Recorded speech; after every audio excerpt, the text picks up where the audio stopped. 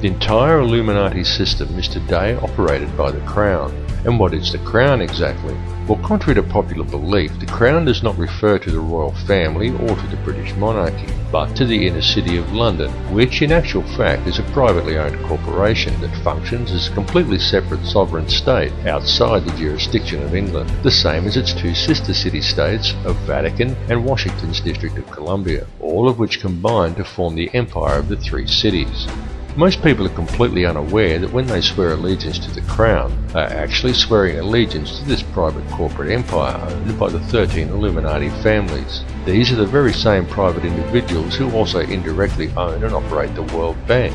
And what does the World Bank do exactly?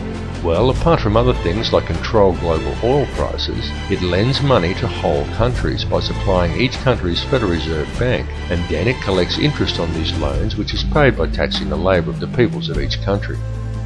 Now let me just run that by you again so you clearly understand how this works. If you live in a country that has a Federal Reserve Bank, then the World Bank, a privately run company that is able to legally create money from thin air, is who supplies your country with money at interest. And you, as the individual, is required to pay a tax on your labour to pay off the interest on the government's loan from this private bank. Many people are duped into believing that their taxes pay for infrastructure, and without taxes there would be no roads and no schools and the country would fall apart. But this is completely untrue. The government has the legal right to coin its own money and control its value, but it does not. It borrows money from a private bank and uses this bank loan to pay for infrastructure, and then you are taxed in order to pay off the interest on the loan. Interest which, from a business perspective, is pure profit for the international banksters.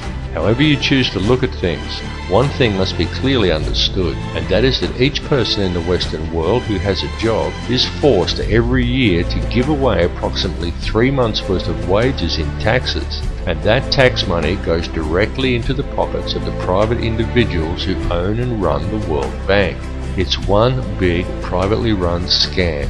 And if you ever allow yourself to be microchipped and cash money is abolished altogether, which is their plan, then all bills and all taxes will automatically be removed from your account when they are due, whether you actually owe the money or not. And if you complain about the system, well then they can simply turn off your chip. Since all commerce will centre around the chip, you will not be able to buy food or pay rent or do anything at all, and there will be absolutely nothing whatsoever that you can do about it. And that is their goal, to limit the size of the population on Earth and to microchip those that are left. And then it's game, set and match, and total control of the world and everyone in it will be in the hands of an international cartel of criminal banksters. This whole scam is being planned and carried out very methodically. It is these people and their minions and puppets who attend such gatherings as Bilderberg meetings and the Bohemian Grove Summer Festival, and who still adhere closely to the schools of ancient mystery, which many such as the late Bill Cooper have referred to as the ancient mystery religion. However, it is more a mechanism of control designed to reach an ultimate goal than a religion. Though steeped in ritual and what many would term black magic, it is simply a system. The Illuminati system, and though its workings seem complex to the layman, in reality it's quite simple, and it's also very easy to see once one has acquired the correct manner of looking at things. And there is definite purpose and reason in the ritualistic nature of this system, in its use of numerology, symbolism and ritual, and all that is needed to realize this is a deeper understanding of the true nature of the universe and how we are all connected to it. However, this film directs its focus on the system itself, and a key to this system functioning, which is through covert control of the money supply by very few people. It is crucial that people become aware of this issue, because the methods by which society could free itself from this system of control are also very simple, once a person has gained an understanding of the true realities of this world we live in. And this is not as difficult a task as you may at first think, because due to its complexities, the illusion the elite have created that most perceive as reality is a very fragile one. It is fragile because it is not reality. The reality is that the world does not have to be this way at all. It does not have to be heading in the direction that it is heading. People do not have to live in a never-ending sea of self-generating debt. Wars do not have to be fought, and children do not have to starve. And don't think people starve because the world is overpopulated. Don't believe what the television tells you. The world isn't overpopulated at all.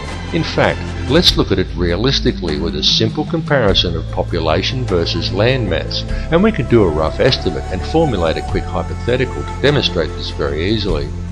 There are approximately 6 billion people in the world, and there is 2.97 million square miles of land in the island continent of Australia. 2.97 million square miles breaks down to 1,900,800,000 acres, which then converts down to 7,603,200,000 quarter-acre blocks of land. So, we could hypothetically give every person in the world a quarter-acre block of land, and they would all fit into an area the size of Australia. Each would have enough land that they could all have gardens and grow a substantial supply of their own food, and we would still have 1,603,200,000 quarter-acre blocks, or an area roughly half the size of Queensland, left over, plus the entire rest of the world. Now just pause to let that sink into your brain for a second. All the people, that's every man, woman and child on Earth, would comfortably fit inside Australia. Each individual person could have a quarter-acre block of land, and we would still have half of Queensland and the entire rest of the planet left unoccupied. The world is not overpopulated at all.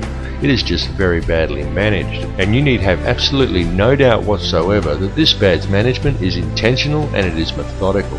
It would, however, be very simple to fix things, and all that is required is for people to wake up to how much they are being lied to and how much they are being scammed.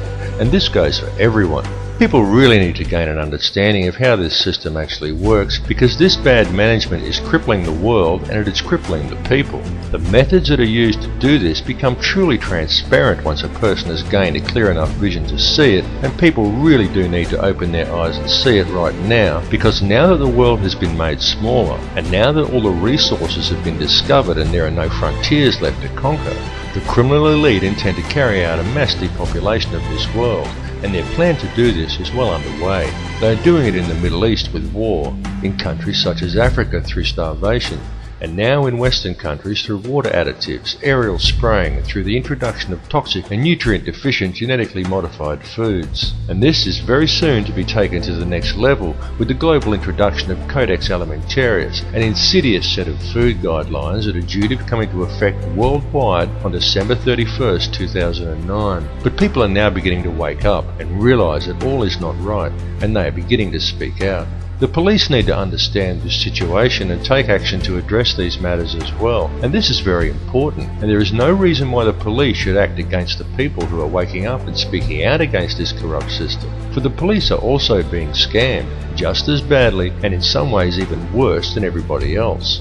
Worse because it is the police who are being coerced and tricked into defending this elitist corruption by puppet governments put in place by banksters who coerce these officers into compliance by adding creative names to such public awakenings, such as social unrest or civil disobedience, and by instilling a robot-like adherence to authority within the minds of police officers rather than a strong set of moral values. The police in these cases should stand by the people they are sworn to protect, not blindly follow instructions given to them by criminal elites. The police need to realise that they too are the people, and they are being stolen from and used just as well. And the way to beat this system is for the people, the police and everybody else to simply stop agreeing with it.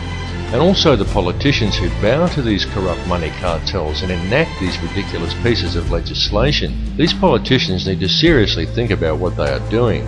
They need to realise that these money cartels don't care about them or their families. These politicians have children and grandchildren who are also going to have to live in this world that is being created. And don't kid yourself that there's a politician in a position of power somewhere who isn't a puppet. All are puppets of the money cartels without exception. These people may well have been voted into power, but the voting process is simply theatre for the masses to promote the illusion of people's choice. The people may vote for one particular candidate over another, but they do not get to actually decide who these candidates will be to begin with. The people of the world need to realise their own potential and wake up from the dream that they are living in. Forget what you were told and trained to do by the TV, because it's a lie. TV is there to train people what to think and how to act. End of the list. It is nothing more than a tool of propaganda that has successfully brainwashed 95% of the Western world by feeding people manufactured news, disinformation, and giving people an utterly false perception of the world and of their relationship to each other. Turn your TV off and leave it off. After even a month of no TV, you'll be surprised at how much better and how much healthier you feel. It needs to be clearly understood by people everywhere that the elite only have the power over the people that the people themselves grant to them. So stop giving it to them. Stop doing what the TV tells you and stop complying with the system. Understand that there truly is no division among the people of the world. No matter who they are or where they are from, we are all people and we are all one. It is through the constantly promoted illusion of division that the system is able to function, but in order for it to do so, it needs public compliance. Stop complying and you will shut the system down.